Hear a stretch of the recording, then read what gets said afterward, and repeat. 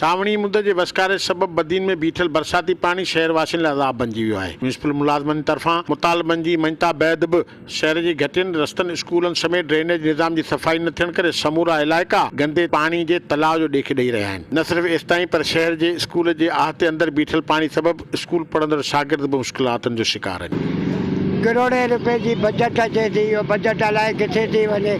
असांजे रस्तनि जी हालति ॾिसो, असांजे घटियनि जी हालति ॾिसो, असांजे रोडनि जी हालति ॾिसो। अलाए छो असां बदीन वारनि सां तव्हां ध्यानु हटाए छॾियो आहे। महिरबानी करियो, तव्हां बदीन खे सुधारियो। ही CM अलाए किथां आयो आहे, छो असांजी बदीन जी तबाही अची कई आहे। स्कूल खां तयार थी अचां थो, हिते स्कूल में पाणी जाम आहे, गंदगी आहे, निकिरे केॾा कोन थो।